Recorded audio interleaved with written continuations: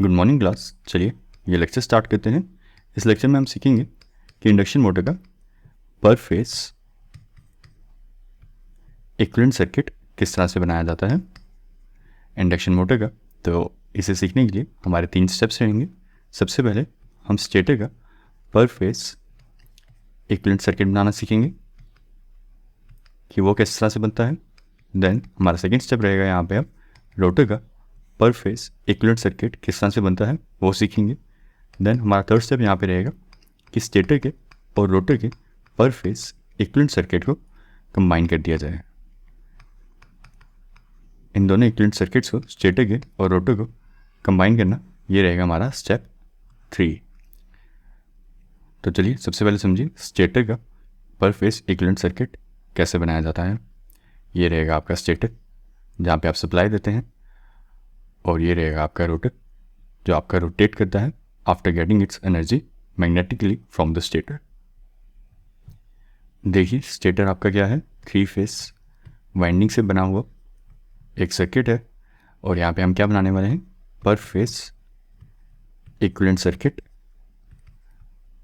पर face equivalent circuit से क्या मतलब, हम तीनों फेजेस के लिए इक्विवेलेंट सर्किट नहीं यहाँ पे देखेंगे, हम किसी एक सिंगल फेस के लिए इक्विवेलेंट सर्किट किस तरह से बनता है यहाँ पर वो सीखेंगे।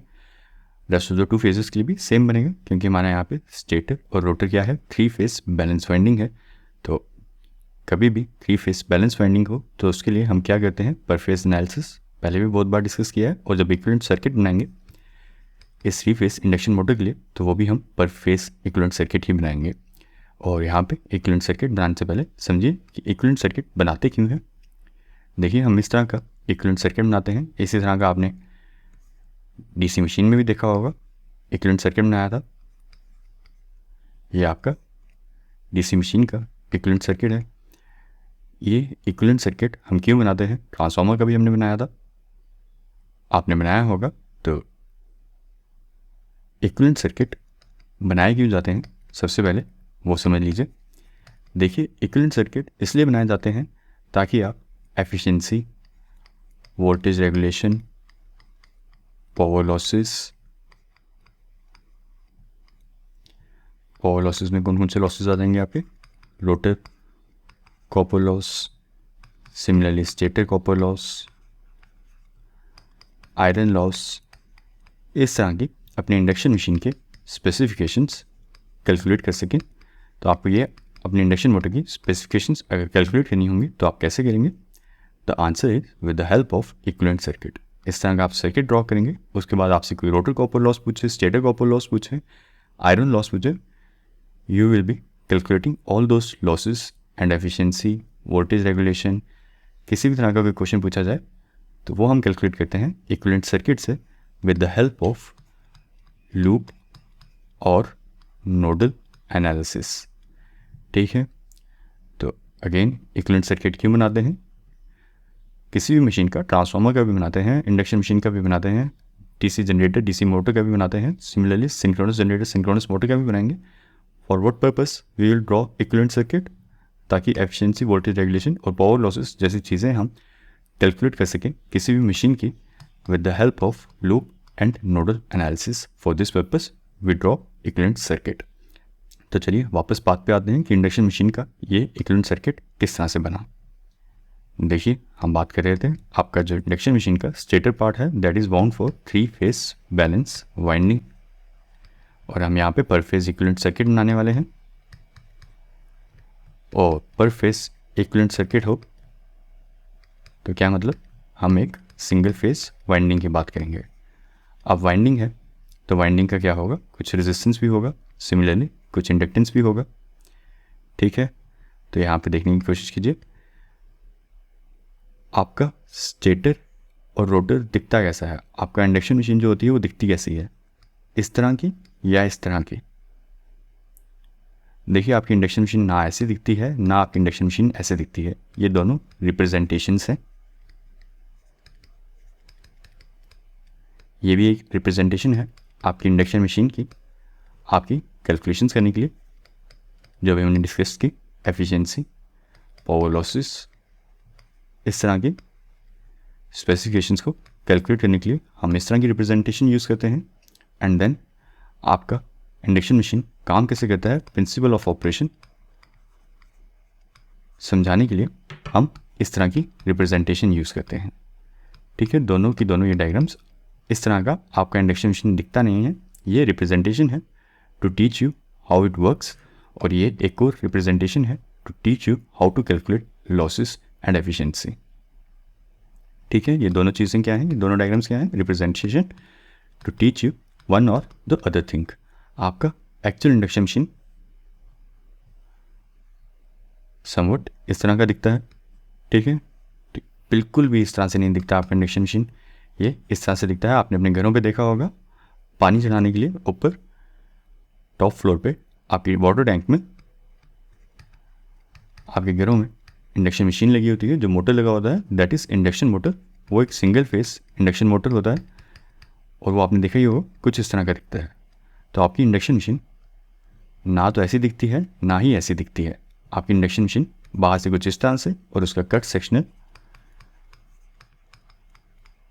व्यू देखें तो that will be something like this. ये आ जाएगा आपका रोटर पार्ट, और अगर आप ये चीज़ देख सकते हैं, this is your stator winding. तो आपकी इंडक्शन मशीन ऐसी दिखती है इन एक्चुअल, और ये डायग्राम्स क्या हैं, ये रिप्रेजेंटेशन है आपकी इंडक्शन मशीन की to teach you something. In this case, in this diagram we teach you how it works through this diagram, through this representation, and similarly through this representation we teach you how it works and how to calculate efficiency and power losses with the help of loop and nodal analysis। ठीक है, तो ये दोनों diagrams क्या हैं, representation. Actual induction machine कैसे दिखती हैं, इस तरह की। तो अब ये वर्ड ध्यान में रखिएगा, ये दोनों डायग्राम्स रिप्रेजेंटेशन है।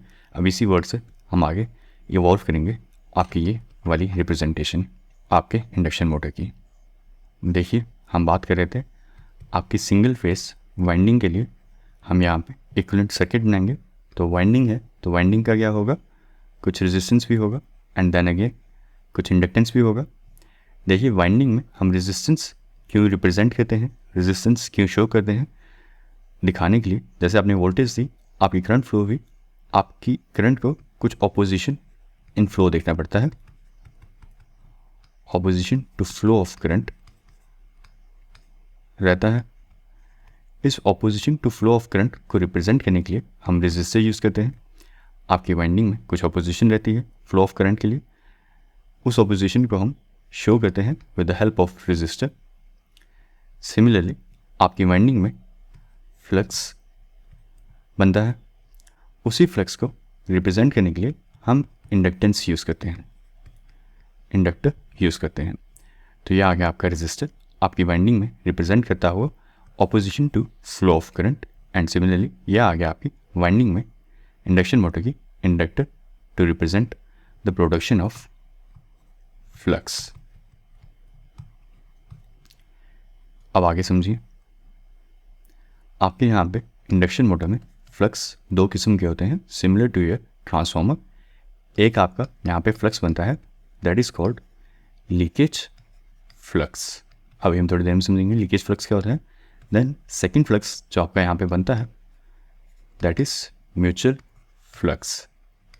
फ्लक्स तो एक ही बन रहा है, फ्लक्स क्या होता है, इस तरह से मैग्नेटिक लाइंस होती हैं, लेकिन यहाँ पे जो टोटल फ्लक्स बनता है उसे हम दो पार्ट्स में डिवाइड करते हैं, one is leakage flux and the other is mutual flux. अब यहाँ पे देखिए लीकेज कौन सा होता है फ्लक्स और म्यूचुअल फ्लक्स कौन सा होता है। फ्लक्स जो आपका स्टेटर से बने और आपके रोटर तक पहुँच जाए उसे हम कहेंगे म्यूचुअल फ्लक्स। ठीक है, ये फ्लक्स कौन सा होता है, जो दो या दो से ज़्यादा वाइंडिंग्स के साथ लिंक कर रहा हो, उसे हम कहते हैं म्यूचुअल फ्लक्स। देन आपके स्टेटर में कुछ फ्लक्स बन रहा होगा जो आपके स्टेटर तक ही लिंक कर रहा होगा, जो आपके रोटर तक फ्लक्स पहुंचा नहीं है, उस फ्लक्स को हम कहते हैं लीकेज फ्लक्स। किस फ्लक्स को हम लीकेज फ्लक्स कहते हैं, जो फ्लक्स हमारा सिर्फ एक ही वाइंडिंग के साथ लिंक करता है,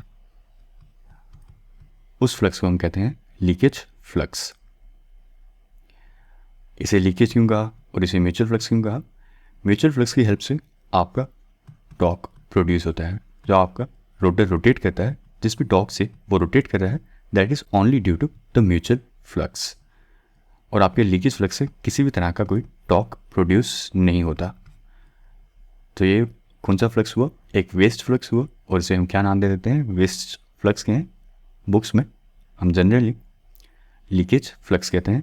जो फ्लक्स हमारा किसी काम का नहीं है, जो हमें टॉर्क प्रोड्यूस करने में कोई हेल्प नहीं कर रहा, that flux is called as leakage flux, जो सिर्फ एक वाइंडिंग के साथ लिंक करता है। और जो फ्लक्स हमें हेल्प करता है टॉर्क प्रोड्यूस करने में, वो कौन सा फ्लक्स होता है? जो स्टेटर और रोटर दोनों के साथ लिंक करता है, और उसे हम कहते हैं म्यूचुअल फ्लक्स। तो यहाँ पे दो अलग अलग फ्लक्सेस बन रहे हैं, one is leakage, other is mutual. तो अब फ्लक्सेस को किसी भी मशीन में रिप्रेजेंट करना हो तो हम किससे रिप्रेजेंट करते हैं? फ्लक्स बनता है इंडक्टर की वजह से, मैग्नेटिक फ्लक्स इंडक्टर की वजह से बनता है। और अब लीकेज फ्लक्स को और म्यूचुअल फ्लक्स को रिप्रेजेंट करना होगा तो हम क्या यूज़ करेंगे? दोनों के लिए इंडक्टर। तो अब देखिए आपका सर्किट किस तरह से बनेगा। ये आ गया आपका सीरीज में रेजिस्टर, ये क्या रिप्रेजेंट कर रहा है? आपका opposition to the flow of current. Then ये आ गया आपका एक सीरीज में इंडक्टर, ये क्या रिप्रेजेंट कर रहा है? आपका लीकेज फ्लक्स, जो फ्लक्स आपके स्टेटर तक ही रह गया, इसे हम XL1 भी कह सकते हैं, लीकेज इंडक्टेंस कह लीजिए। ये आपके लीकेज फ्लक्स को रिप्रेजेंट करता है, या लीकेज रिएक्टेंस कह लीजिए। ये लीकेज रिएक्टेंस क्या रिप्रेजेंट करता है? आपका लीकेज फ्लक्स आपकी मशीन का। देन हमने दूसरी बात की, यहाँ पे एक फ्लक्स और बन रहा है। फ्लक्स के दो पार्ट्स हैं। Second part is mutual flux, उस फ्लक्स को हमने नाम दिया म्यूचुअल फ्लक्स का। म्यूचुअल फ्लक्स को हम वोल्टेज के पैरेलल में रखते हैं इस तरह से, और इसे नाम XM का देते हैं। म्यूचुअल रिएक्टेंस कह लीजिए या म्यूचुअल इंडक्टेंस कह लीजिए। ये आपका रिप्रेजेंट करता है म्यूचुअल इंडक्टेंस, जो आपके स्टेटर की वजह से बन रहा है, जो आपके रोटर के साथ आके भी लिंक कर रहा है। तो ये आ गया आपके इंडक्शन मशीन के स्टेटर पार्ट का रिप्रेजेंटेशन। ये रिप्रेजेंटेशन आ गई आपकी वाइंडिंग की रेजिस्टेंस की, टू शो द प्रॉपर्टी कि आपका जो वाइंडिंग है वो फ्लो ऑफ करंट को अपोज कर रहा है। देन ये आ गया आपके वाइंडिंग का लीकेज इंडक्टेंस, जो फ्लक्स बन रहा है और आपकी रोटर तक नहीं पहुंच रहा, उसे रिप्रेजेंट करते हैं हम इस तरह से XL1 से या LL1 से। और सिमिलरली जो आपका स्टेटर का फ्लक्स है जो आपके रोटर तक पहुंच रहा है, उसे हम रिप्रेजेंट करते हैं विद XN। देन आपके इंडक्शन मोटर में एक चीज़ और हो रही है, आपके स्टेटर में एक चीज़ और हो रही है, दैट इज़ आयरन लॉस। ठीक है, तो आयरन लॉस को भी हम रिप्रेजेंट करते हैं पैरेलल में एक रेजिस्टेंस लगा के। ये क्या आ जाता है? इसे कहते हैं RC, core loss, iron loss, कुछ भी कह लीजिए। यहाँ पे कोर लॉस हम रिप्रेजेंट करते हैं पैरेलल में एक रेजिस्टेंस लगा के।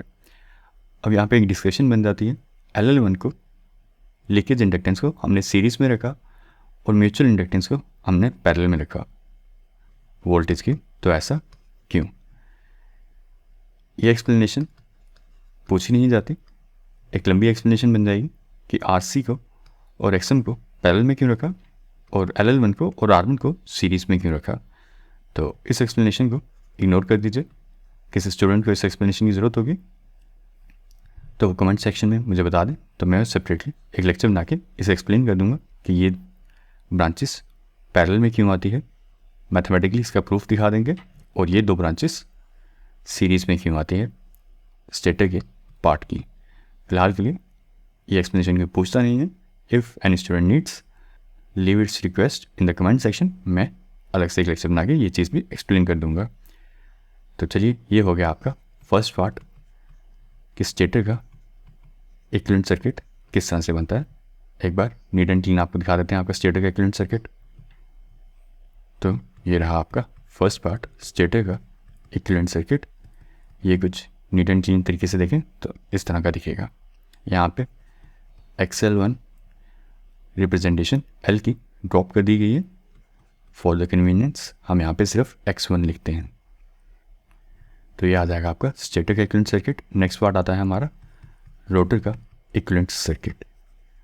तो चलिए सेकंड पार्ट पे आते हैं और रोटर का इक्विवेलेंट सर्किट कैसे बनता है वो समझते हैं। अगेन आपका रोटर भी आपके 3 फेज इंडक्शन मोटर में 3 फेज बैलेंस वाइंडिंग से बना हुआ होता है। आपका रोटर का सर्किट भी यहाँ पे भी हम पर फेज इक्विवेलेंट सर्किट देख रहे हैं। तो यहाँ पे भी हम सिंगल फेज कंसीडर करेंगे, आपके रोटर का सिंगल फेज वाइंडिंग कंसीडर करेंगे। एंड अगेन वाइंडिंग है तो वाइंडिंग का क्या होगा, एक प्रॉपर्टी रहेगी उसकी opposition to the flow of current, उसे हम रिप्रेजेंट करेंगे रेजिस्टर से। देन आपकी वाइंडिंग एक प्रॉपर्टी रहेगी टू प्रोड्यूस फ्लक्स, उसे हम इंडक्टर से रिप्रेजेंट करेंगे XL2 LL2 और ये आ गया आपका R2 लीकेज इंडक्टेंस या लीकेज रिएक्टेंस। जैसे भी 2 is for the rotor circuit, 1 notation is for the stator circuit. तो आपका रोटर भी एक वाइंडिंग है और वाइंडिंग रोटर की किस तरह से रिप्रेजेंट करेंगे, again with resistance and inductance.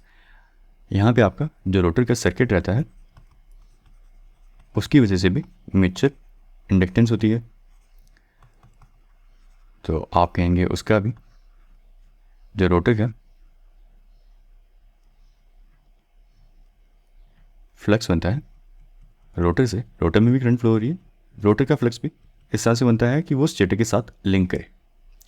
तो अब इसके अकॉर्डिंग हमें रोटर सर्किट का भी एक म्यूचुअल फ्लक्स को रिप्रेजेंट करता हुआ इंडक्टर बनाना चाहिए पैरेलल में। वो हम बनाते नहीं हैं।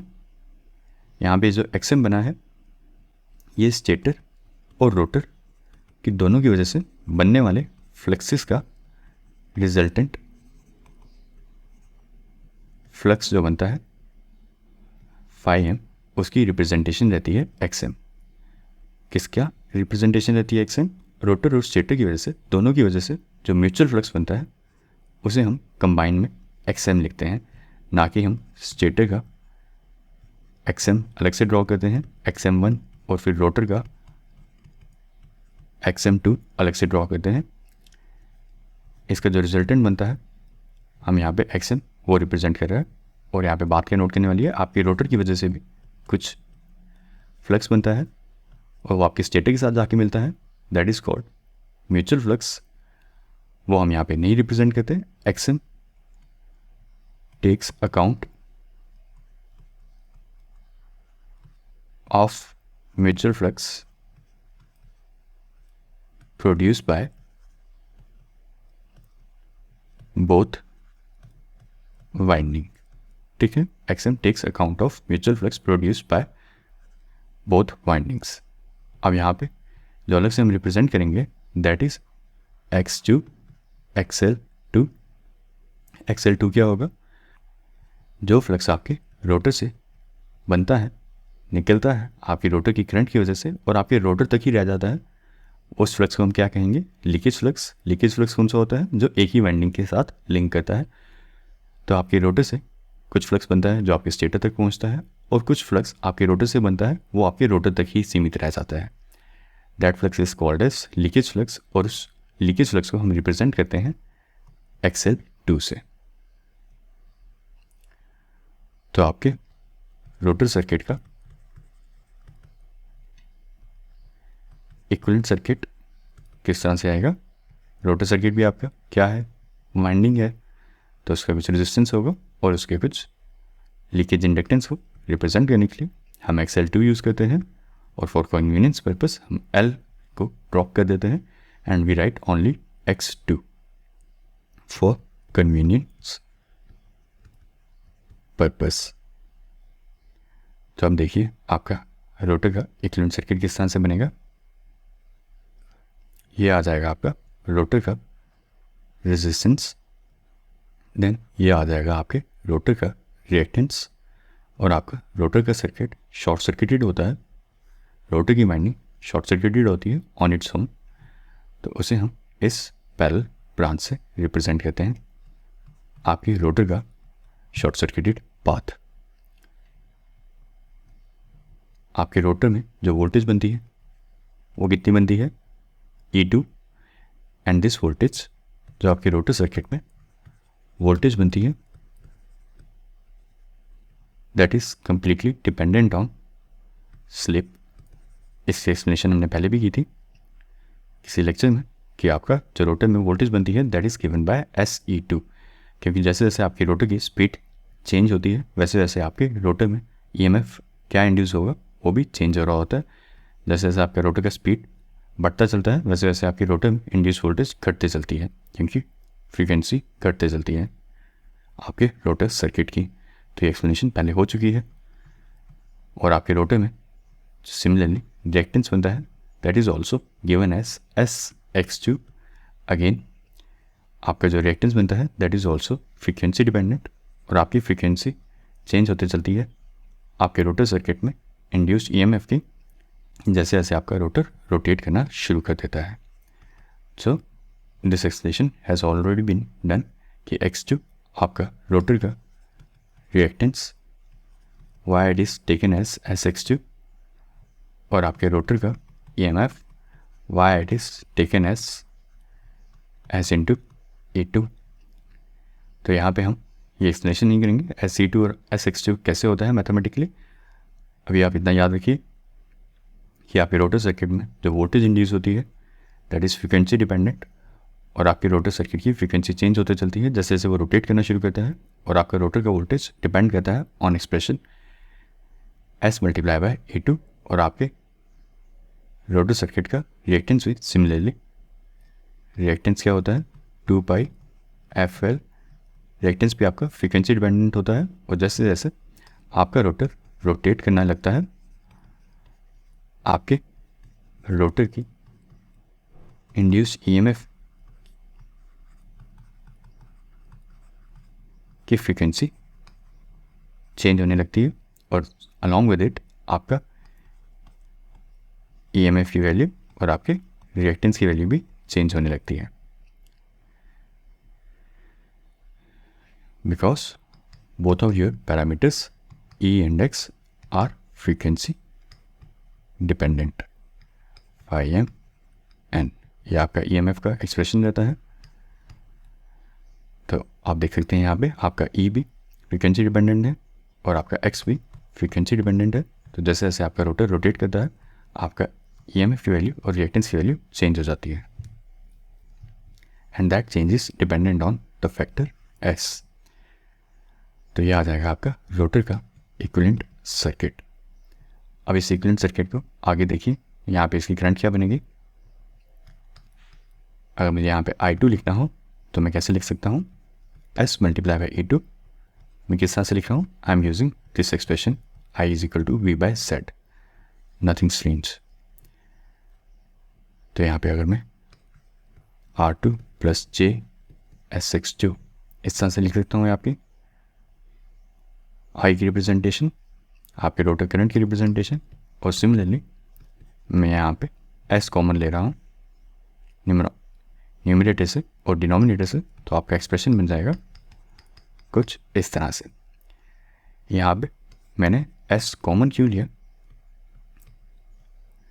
इसकी एक्सप्लेनेशन कर देते हैं। देखिए, तो हमने डिस्कशन की थी, हमारा फर्स्ट स्टेप रहेगा स्टेटर का इक्विवेलेंट सर्किट बनाना इस एक्सप्लेनेशन में। देन हमारा सेकंड स्टेप रहेगा रोटर का इक्विवेलेंट सर्किट बनाना इस पूरी एक्सप्लेनेशन में। देन हमारा थर्ड स्टेप रहेगा इन दोनों इक्विवेलेंट सर्किट्स को कंबाइन करना।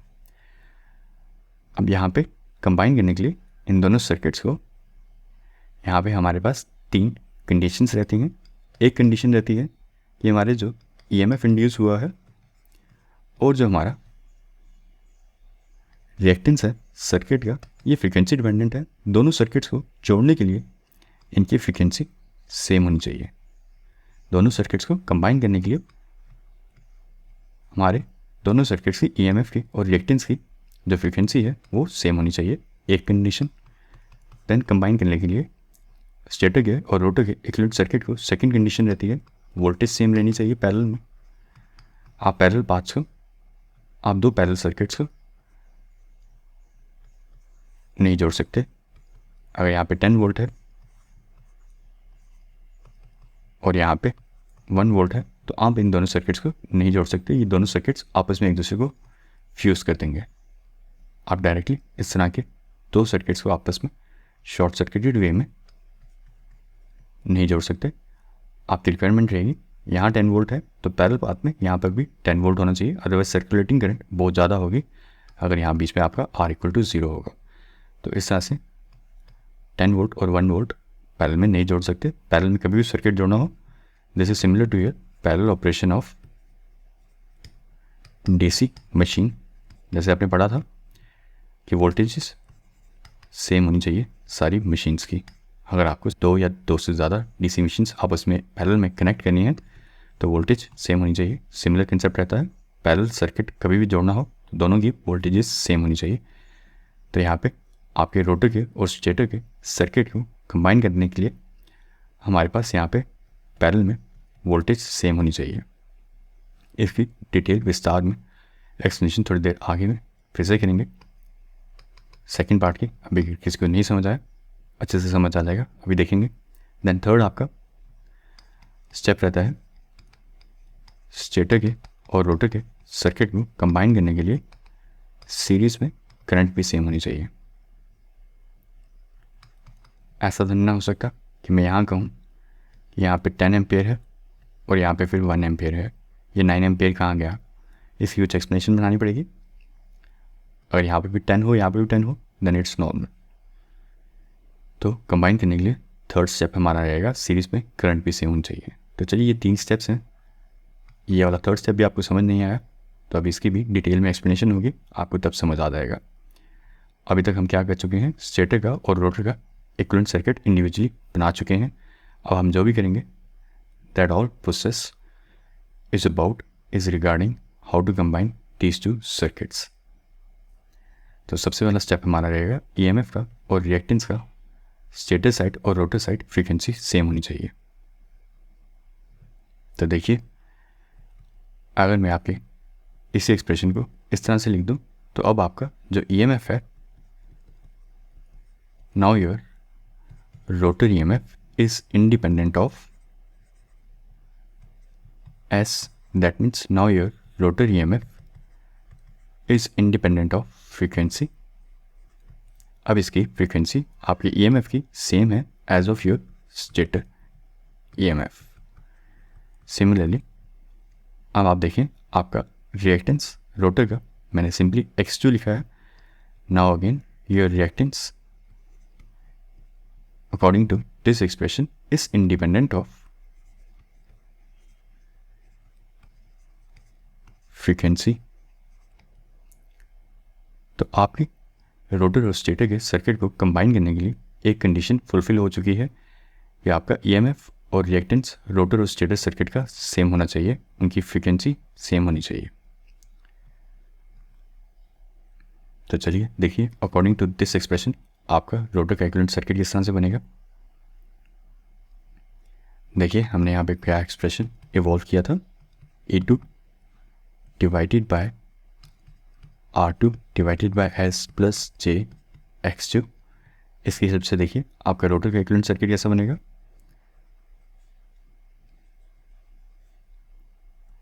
Short circuited on its own self. यहाँ पे वोल्टेज का एक्सप्रेशन है E2, यहाँ करंट आ रही है आपकी I2। अब आपके रोटर का एक्सप्रेशन आपके रेजिस्टेंस का बन जाएगा R2 divide by S and then X2। आपका ये रोटर का इक्विवेलेंट सर्किट हमने पहले भी देखा था और मैंने आपको कहा था कि यहाँ पे SX2 और SC2 की नहीं ले रहे, यहाँ पे SE2 और यहाँ पे SX2 की नहीं ले रहे। इसकी एक्सप्लेनेशन हम बाद में करेंगे। तो रोटर का इक्विवेलेंट सर्किट हमने स्टार्टिंग में न्यूमेरिकल्स करते हुए भी देखा था और वहाँ पे मैंने डायग्राम यूज़ की थी इस तरह की R2 डिवाइड बाय S, और मैंने आपको तभी कहा था कि इसकी explanation R2 divide by S क्यों करते हैं और SE2 और SX2 क्यों नहीं करते, इसकी एक्सप्लेनेशन कंप्लीट इक्विवेलेंट सर्किट बनाते हुए करेंगे। सो इसकी एक्सप्लेनेशन और इसकी रीजनिंग हो गई है। क्या रीज़न रहता है R2 डिवाइड बाय S करने का, स्टेटर सर्किट की और रोटर सर्किट की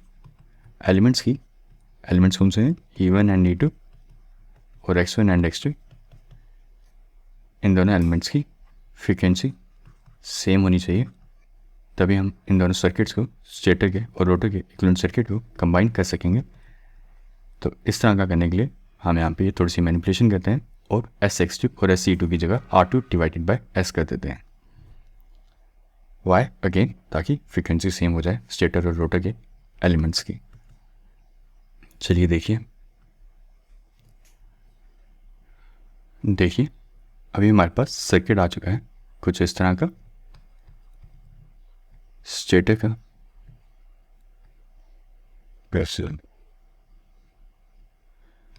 और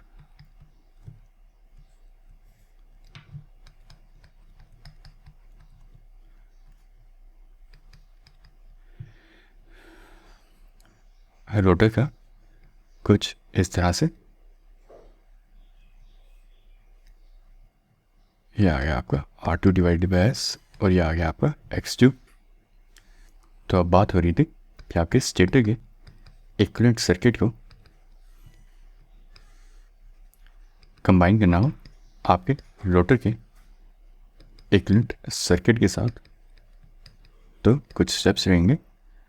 फर्स्ट वन वॉज कि दोनों सर्किट्स की फ्रीक्वेंसी सेम होनी चाहिए, फ्रीक्वेंसी डिपेंडेंट एलिमेंट्स जो हैं उनकी फ्रीक्वेंसी सेम होनी चाहिए, E की और X की। अब इन दोनों सर्किट्स को आपस में कंबाइन करने के लिए नेक्स्ट स्टेप हमारा रहेगा पैरेलल में दोनों की वोल्टेजेस सेम होनी चाहिए, E1 and that is E2। और थर्ड स्टेप रहेगा हमारी करंट्स भी सेम होनी चाहिए सीरीज़ में, that is I1 and I2। ऐसा होगा तभी हम ये दोनों सर्किट्स इस तरह से कंबाइन करके अपना एक इक्विवेलेंट सर्किट देख सकेंगे। एक कंडीशन फुलफिल हो चुकी है, फ्रीक्वेंसी सेम कर दी गई है फ्रीक्वेंसी डिपेंडेंट एलिमेंट्स की दोनों साइड्स की। सेकंड कंडीशन इज़ पैरेलल में वोल्टेजेस भी सेम होनी चाहिए दोनों साइड पे। देखिए अब इन दोनों सर्किट्स को पैरेलल में जोड़ने के लिए मैं क्या स्टेप्स करूँगा। यहाँ पे वोल्टेज E1 जो इंड्यूस हो रही है इस तरफ, और यहाँ पे जो वोल्टेज इंड्यूस हो रही है E2, इन दोनों को सेम करूँगा और देन इस करंट्स को भी सीरीज़ में करंट को भी सेम करूँगा, तभी मैं जाके इन दोनों सर्किट्स को आपस में जोड़ सकूँगा। तो स्टेप 2 और स्टेप 3 पैरेलल में वोल्टेज और सीरीज़ में करंट सेम करने के दौरान मैथमेटिकली जब मैं आपको करके दिखा रहा हूँगा वहाँ पे हमारा कंसेप्ट जनरेट होगा ट्रांसफॉर्मेशन रेशियो का। वहाँ से आपको पता चलेगा कि ये ट्रांसफॉर्मेशन रेशियो मैथमेटिकली ये टर्मिनोलॉजी, ये आई कहाँ से, ये N1/N2 का डिवीज़न, N1/N2 का स्क्वायर का डिवीज़न, ये सारी चीज़ें आई कहाँ से, ये कंसेप्ट आपका यहीं से जनरेट होता है। और ये कहाँ से आया ट्रांसफॉर्मेशन रेशियो का कंसेप्ट, ये आपको जब मैं पैरेलल और सीरीज़ के करंट सेम करने की कोशिश करूँगा वहाँ पे ये जनरेट हो जाएगा कंसेप्ट ऑफ ट्रांसफॉर्मेशन रेशियो। और ये जो रेफ़र करते हैं to the primary side and to the secondary side, ये क्यों करते हैं, कैसे करते हैं, ये N1/N2 का होल स्क्वायर ये कहाँ से होता है, ये सब कुछ, ये सारी चीज़ें अभी आप थोड़ी देर में देखने वाले हैं। तो चलिए देखिए, मेरा सबसे पहला स्टेप रहेगा E1 और E2 को समहाउ इक्वल कर दूं ताकि मैं ये दोनों पैरेलल पाथ्स जोड़ सकूं। तो ज़रा देखिए मैं ये किस तरह से करूँगा।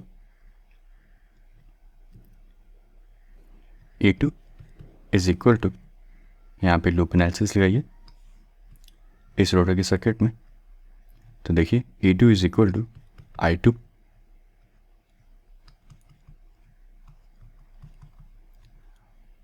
Multiply by R2 divided by S plus J X2, ठीक है। And then E1 by E2 is equal to N1 by N2। ऐसा भी हम कैसे होता है देख चुके हैं, इसे कहते हैं EMF रेशियो। तो यहाँ पे आपके E1 का और E2 का क्या रिलेशन बनता है, अगर मैं आपके E2 को मल्टीप्लाई कर दूँ with N1 divided by N2 तो ये दोनों क्या हो जाएंगे, वोल्टेजेस सेम। तो यहाँ पे मुझे क्या करना है, E2 को मल्टीप्लाई करना है with N1 divided by N2। Left hand side किया है तो राइट हैंड साइड भी कर दीजिए इक्वेशन बराबर रखने के लिए। तो यहाँ से आपको समझ आएगा कि आपका रोटर रेजिस्टेंस, जैसे आप ट्रांसफॉर्मर में पढ़ते थे, primary resistance refer to secondary side और secondary resistance refer to primary side, उसके लिए आप N1 बाय N2 के स्क्वायर को मल्टीप्लाई करते थे, रेफर करते हुए। ऐसा क्यों? इस मैथमेटिकल स्टेप से आपको सब समझ आ जाएगा। जैसे जैसे मैं कोशिश करूँगा उन दोनों सर्किट्स को जोड़ने की, स्टेटर की और रोटर की, तो वैसे वैसे आपको समझ आता चलेगा कि रेफर के दौरान N1 बाय N2 के स्क्वायर से मल्टीप्लाई क्यों करते हैं।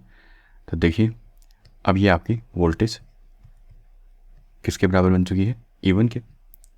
E2 multiply by N1 divided by N2 can also be written as E1। Now E1 is equal to, इस होल एक्सप्रेशन को मैं E2 डैश लिख रहा हूँ। ठीक है, अब आपकी पैरेलल में वोल्टेज सेम हो चुकी है। नेक्स्ट हमें चाहिए कि सीरीज़ में करंट भी सेम होनी चाहिए। ऐसा तो नहीं हो सकता कि सर्किट कुछ इस तरह का हो, सीरीज़ में कनेक्टेड,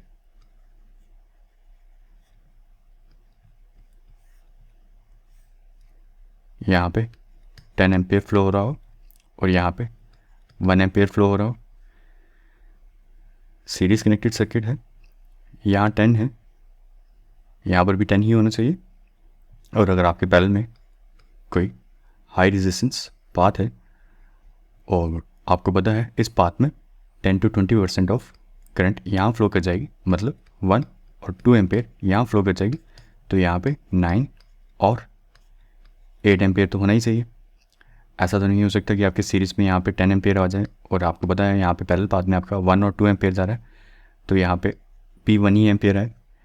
तो KCL के अकॉर्डिंग यहाँ पे 10 इस तरफ से, और आपकी जो डिवीज़न हुई डाउनवर्ड ब्रांच में 1 एम्पियर चला गया, और आप कहें यहाँ पर भी 1 एम्पियर गया, तो रेस्ट ऑफ द 8 एम्पियर कहाँ गया? ऐसा नहीं हो सकता, सीरीज़ में करंट सेम ही होनी चाहिए। यहाँ से 10 एम्पियर निकला, आपको पता है आपके पैरेलल ब्रांच में 10% और 20% ऑफ करंट फ्लो करेगी, सो दैट इज़ 1 एम्पियर और 2 एम्पियर, तो रेस्ट ऑफ द करंट आपकी इस ब्रांच में फ्लो कर जाना चाहिए, दैट इज़ 9 और 8 एम्पियर। तो आपके सीरीज़ में करंट सेम होनी चाहिए, मतलब यहाँ पे I1 और I2 में कोई अप्रॉक्सीमेट रिलेशन होना चाहिए और ये दोनों अप्रॉक्सीमेटली सेम ही होनी चाहिए। तो देखिए, I1 और I2 को मैं इक्वल करने की कोशिश करूँगा, जैसे मैंने पहले E1 और E2 को इक्वल करने की कोशिश की mathematically with the help of this relation. अब मैं I1 और I2 को इक्वल करने की कोशिश करूँगा। देखिए, primary side MMF is equal to secondary side MMF, मतलब आपकी वाइंडिंग में जो यहाँ पे MMF बना है that is equal to your secondary side MMF। ऐसा ट्रांसफार्मर में भी रहता है, ऐसा इंडक्शन मोटर में भी रहता है, and this concept can be written as I1 multiply by N1 equal to I2 multiply by N2, and this can be written as this way too। अब मुझे आपके I2 को आपके I1 के बराबर करना है, तो मुझे क्या करना है? I2 को मल्टीप्लाई करना है N2 डिवाइडेड बाय N1 से, तो आपकी सेकेंडरी साइड की जो करंट होगी that will be consider as equal to primary side current. यहाँ पे प्राइमरी साइड आपकी स्टेटर की है और सेकेंडरी साइड आपकी रोटर की है। ये दोनों करंट्स कब सेम हो जाएंगी? अगर मैं आपके I2 को आपकी रोटर करंट को मल्टीप्लाई कर दूं N2 डिवाइडेड बाय N1 से।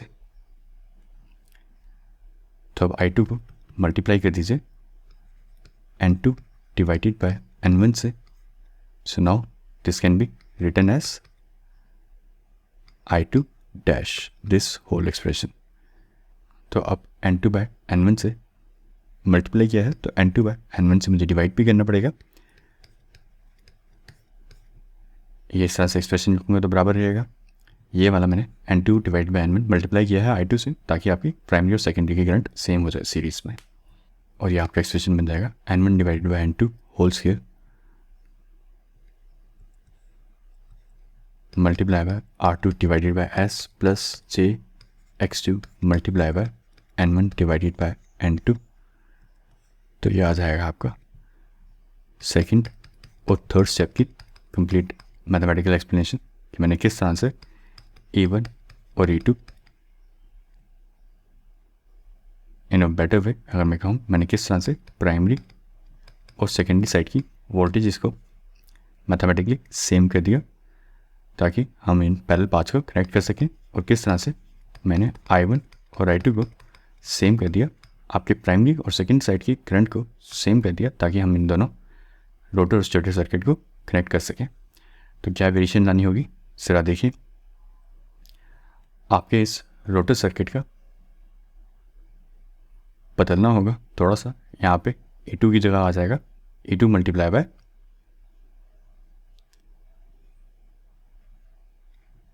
N1 divided by N2. Now voltage over here is equal to E1। अगर मैं E2 को मल्टीप्लाई कर दूँ N1 डिवाइडेड बाई N2 से, ऐसे ही करते हैं रेफर करते हुए। एंड सिमिलरली मैं R2 को मल्टीप्लाई कर दूँ अगर N1 डिवाइडेड बाय N2 के स्क्वायर से, और X2 को similarly N1 divided by N2 के स्क्वायर से, तो हमारी यहाँ पे पैरेलल में वोल्टेज भी सेम हो जाएगी और सीरीज में करंट भी सेम हो जाएगी। And now I can connect both of this circuit in this manner because now मेरी तीनों कंडीशंस फुलफिल हैं। यहाँ पे प्राइमरी साइड पे आपके जो एलिमेंट्स हैं X1 और E1 उनकी फ्रीक्वेंसी सेम है, E2 और X2 के बराबर है, तो ये मैं सर्किट कंबाइन कर सकता हूँ। यहाँ पे जो वोल्टेज इस तरफ बन रही थी वही वोल्टेज यहाँ बन रही है, ये मेरी सेकंड कंडीशन थी, तो ये भी अब फुलफिल हो चुकी है। और थर्ड कंडीशन थी यहाँ पे जो करंट निकल रही है that should be in accord with this current, वो भी हो गया है। I1 has been multiply by N2 divided by N1। Now I1 and I2 is in accord with, यहाँ पे हम I0 को 0 कंसीडर करते हैं, इसे छोड़ दीजिए और डीप एक्सप्लेनेशन हो जाएगी। इतना याद रखिए, ये दोनों सर्किट्स को जोड़ने के लिए हमारे पास तीन कंडीशंस थी। फ्रीक्वेंसी सेम कीजिए, उसके लिए हमने S को कॉमन लिया। हमारे पास इन दोनों सर्किट्स को जोड़ने के लिए सेकंड कंडीशन थी वोल्टेज सेम कीजिए पैरेलल में, वो भी हमने कर दिया। और थर्ड कंडीशन थी सीरीज में करंट सेम होनी चाहिए, वो भी हमने कर दिया through this mathematical approach. Circuit को थोड़ा चेंज किया, रेजिस्टेंस के और रिएक्टेंस की वैल्यूज़ को चेंज किया, EMF को यहाँ पे चेंज किया, ओवरऑल मैथमेटिकल इक्वेशंस थोड़ी चेंज की, एक नया सर्किट डेवलप किया और उसे कनेक्ट कर दिया। इसी सर्किट को एक बार क्लीनली तरह से देखें तो कैसे बनेगा ज़रा देखें। एक बार फिर से एक्सप्लेनेशन कर देते हैं। ओवरऑल अभी हमने किया क्या है, यहाँ पे इस साइड वोल्टेज बन रही थी E1, इस साइड वोल्टेज बन रही थी E2, दोनों को कनेक्ट नहीं कर सकते थे। मान लें यहाँ पे E1 की वैल्यू थी 100 वोल्ट, यहाँ थी 10 वोल्ट, इन दोनों पार्ट्स को हम कनेक्ट नहीं कर सकते थे, पैरेलल पार्ट्स को। हमने क्या किया, E2 को मल्टीप्लाई पे किया N1 डिवाइडेड बाय N2 से, तो ऐसा करने पे यहाँ पे E2 भी हो गया आपका 100 वोल्ट। अब इन दो पैरेलल पार्ट्स को कनेक्ट कर सकते हैं। X2 और E2 की फ्रीक्वेंसी सेम नहीं थी X1 और E1 की तरह, उसके लिए हमने S को कॉमन लिया। देन यहाँ पे आपकी करंट जैसे मान लें I1 10 एम्पियर थी, यहाँ पे आपको बताया 1 एम्पियर ही फ्लो करेगी। आपके मैग्नेटाइजिंग सर्किट में 10 to 20% ऑफ करंट फ्लो करती है, तो यहाँ पे भी करंट 1 एम्पियर फ्लो कर रही थी, तो भी हम इनसे दोनों सर्किट्स को कंबाइन नहीं कर सकते थे। उसके लिए हमने क्या किया, इसे भी अप्रॉक्सीमेटली 10 एम्पियर बना दिया with the help of condition I1 equal to I2 divided by N1 and multiply by N2। तो इस कंडीशन की हेल्प से मैंने यहाँ पे जो I2 था उसका एक्सप्रेशन भी चेंज कर दिया, उसे मल्टीप्लाई कर दिया N2 डिवाइडेड बाय N1 से, और यहाँ पे I1 और I2 की वैल्यू भी सेम कर दी। और ऐसा करने में यहाँ पे मेरी R2 की वैल्यू चेंज हो गई by factor N1 divided by N2 का स्क्वायर, और मेरे रिएक्टेंस की वैल्यू चेंज होगी by factor N1 divided by N2 का स्क्वायर। तो ये सब करने पे मेरे यहाँ पे तीनों कंडीशंस फुलफिल हो गई, वोल्टेज पैरेलल में सेम हो गई और सीरीज़ में करंट सेम हो गई। तो अब मैं इन दोनों सर्किट्स को जोड़ सकता हूँ। यहाँ पे रोटर के इस सर्किट को, ये बन जाएगा आपका इस तरह से E2 डैश, यहाँ पे X2 डैश की वैल्यू आ जाएगी आपकी x2 मल्टीप्लाई बाय x2 क्या है आपके रोटर का reactance multiply by n1 into n2 square, यहाँ पे ये क्या है R2 divided bye R2 dash, ये है आपका R2 dash divided by S, ये है आपका रोटर का रेजिस्टेंस, ये रेजिस्टेंस है आपका रेफर्ड टू स्टेटस साइड, और इसकी वैल्यू कैलकुलेट करनी हो तो कैसे करेंगे n1 डिवाइडेड बाय n2 का स्क्वायर, और सिमिलरली यहाँ पे आपका I2 डैश है आपके I1 के बराबर, और इसकी वैल्यू है रोटर में जो करंट फ्लो हो रही है that is I2 dash is referred current to the status side, और ये कैसे निकली n2 डिवाइडेड बाय n1 को मल्टीप्लाई करने पे। ठीक है, this is your rotor current. Equivalent circuit में हम जब बनाएंगे तो यहाँ पे हम I2 डैश लिखेंगे, that will B multiplied by I2 rotor current multiply by n2 divide by n1, this is over here I2 dash. ठीक है, सिमिलरली यहाँ पे जो वोल्टेज बन रही है that is E2 dash which is equal to rotor EMF multiply by n1 divided by n2। तो इस तरह से बनता है आपका कंप्लीट इक्विवेलेंट सर्किट। ये आ जाएगा आपका इंडक्शन मोटर का कंप्लीट पर फेस इक्विवेलेंट सर्किट। तो इस इक्विवेलेंट सर्किट में, कंप्लीट पर फेस इक्विवेलेंट सर्किट में, हम यहाँ पे जो डैश की नोटेशंस है ये आप समझ गए होंगे। यहाँ पे ये है क्या dash, this resistance is rotor resistance refer to status side. यहाँ पे ये है क्या, इसकी वैल्यू